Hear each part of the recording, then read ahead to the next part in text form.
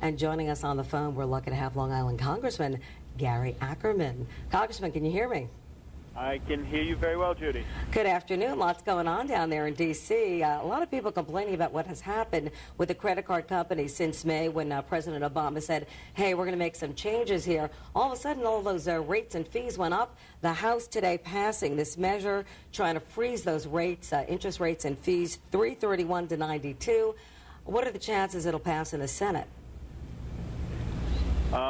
It's going to pass in the Senate. That didn't sound very enthusiastic. Well, it was a yes. So you don't need enthusiasm. You need a yes. We need a yes. You need to rein these people in. You have to stop the greed and the gluttony that's going on by the credit card companies. They are absolutely gouging. The original legislation was passed and was signed into law, as a matter of fact. Now, you were part of that, Congressman, in fact, with regard to prohibiting the credit card companies from charging those outrageous fees, right? You penned some of that. I was there in the Rose Garden at the president's invitation when he signed the bill, and then we realized that the time that the credit card companies said that they needed to get everything in effect, they needed until February, so we gave them until February, and what they're doing is, as you just dutifully reported, Judy, is they rushed and used that time not to get ready to make changes, but to further take advantage of the time and started raising the interest rates, lowering people's lines of credit. So we went back to the drawing board, and we said, okay, if you're playing that game, we're going to shorten the time, and you have to get this all. We're going to make the law go into effect in the end of December. So they then jumped the gun again and started revving up their timetable to get in as much money as possible, which is what they would have eventually done anyway. But the good thing is, after December, they're not going to be able to do this just on a whim. Now, you're saying after December, but in fact, don't the rules go into effect in February 2010? No, that what we've just passed. It was originally going into effect in February, but we have legislation that's passed the House that we're waiting. That's what we're waiting to pass the Senate. That would require it to be in effect in December. Right, but a lot of the big companies and the big banks are not going to be thrilled with the Senate passing this. You don't think that there's going to be some consternation there? Well, yeah, the banks are not going to be happy, but so what?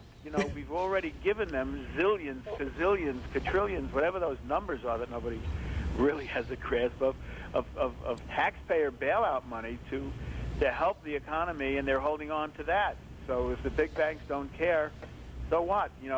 They've had a remarkable quarter this quarter. They're making lots of money. Bank stocks have basically soared. They're not what they used to be, but they've come a long way, baby. We'll quote you on that one, that's for sure. The Fed had released a study, and it didn't look so good. As soon as there was a lot of talk back in May, 50% of the banks responding said that they are already in movement, making some changes. You think it's too late for most of those big banks and consumers? Well, it's a lot of them have made the changes already. A lot of the consumers, as you know and have shown the viewers, have made the change, and it's starting to take effect now. A lot of people don't realize it, but in the next few weeks, they may see their interest rates go up and their line of credit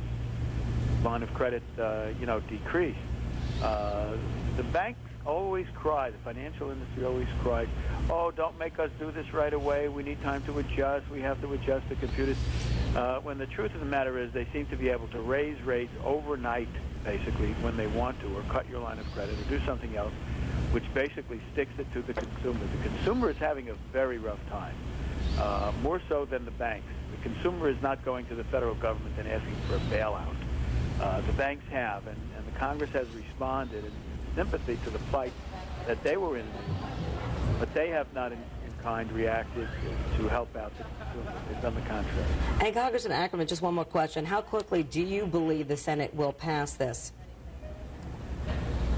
Well, they'd have to act pretty quickly. The other thing is they have health care on the table now. Yeah. We finished our work in the House, and they have to get that done. The fact of the matter is they don't have to. The public seems to want them to, and they're committed to doing that. So they have a lot to do. It's a busy time before the holiday season, that's for sure, for you guys down in D.C.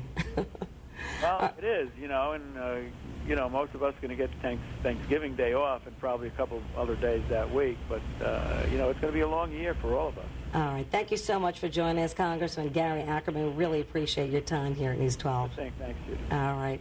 Now let's head back to the studio.